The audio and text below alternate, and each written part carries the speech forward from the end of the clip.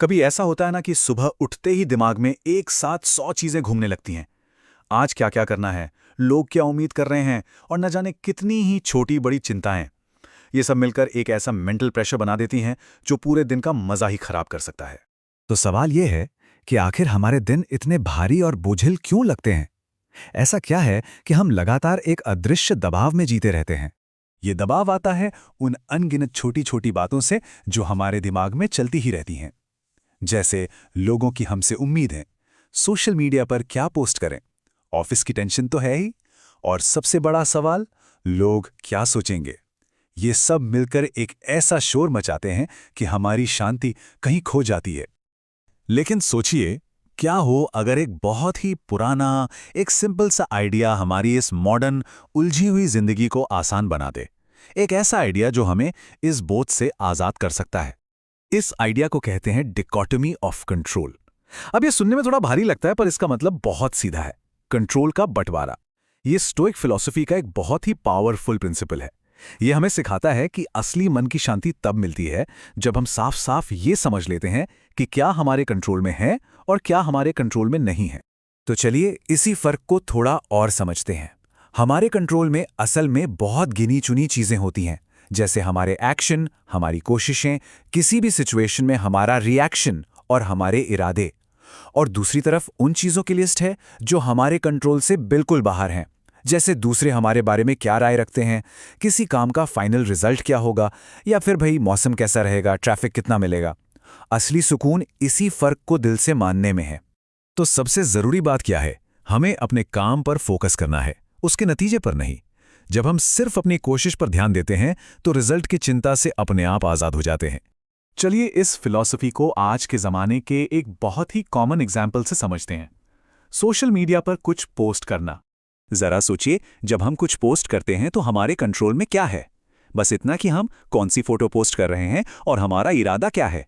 लेकिन उस पर कितने लाइक्स आएंगे, लोग क्या कमेंट करेंगे, या उनका रिएक्शन कैसा होगा, ये सब पूरी तरह से हमारे कंट्रोल से बाहर है। और जब हम अपनी खुशी इन बाहरी चीजों से जोड़ लेते हैं ना, तो हम असल में अपनी मन की शांति की चाबी दूसरों के हाथ में दे देते हैं। और ये सिर्फ सोशल मीडिया की बात नहीं है, ये जिंदगी की हर सिचुएशन में लागू होता है। मान लीजिए कोई जॉब इंटरव्यू देने जा रहा है। अब अच्छी तैयारी करना और अपना बेस्ट देना ये हमारे हाथ में है, पर नौकरी मिलेगी या नहीं, ये नहीं। या फिर ट्रैफिक में फंस गए, शांत रहना और कोई गाना सुन लेना हमारे हाथ में है, पर ट्रैफिक को उड़ा देना नहीं। पता है, आज की इस भाग दौड़ भरी दुनिया में यह सिद्धांत और भी जरूरी हो जाता है। क्यों? क्योंकि आज के समय में हमारा ध्यान, हमारा अटेंशन ही असली दौलत है। हर नोटिफिकेशन, हर ऐप, हर ब्रांड हमारा यही ध्यान खींचने की होड़ में लगा है।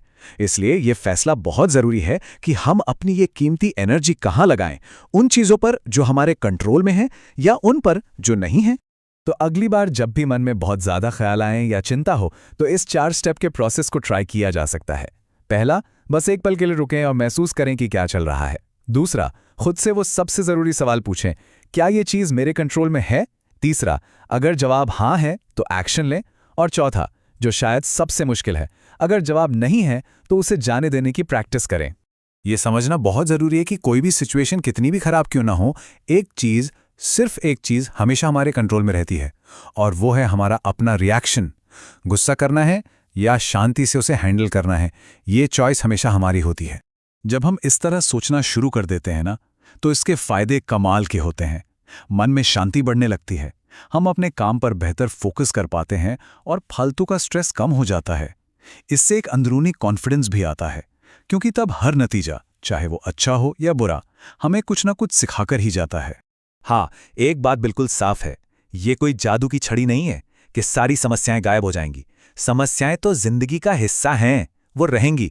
लेकिन इस सोच को अपनाने से उन समस्याओं की जो हम पर पकड़ होती है, उनका जो हम पर असर होता है, वो खत्म हो जाता है। तो अंत में ये एक सवाल हम सब खुद से पूछ सकते हैं, आज ऐसी कौन सी एक अनकंट्रोलेबल चीज है जिसे हम छोड़ने का, जाने देने का फैसला कर सकते हैं? शायद यही एक छोटा सा कदम एक ज्यादा शांत और फोकस्ड जिंदगी की तरफ पहला कदम हो।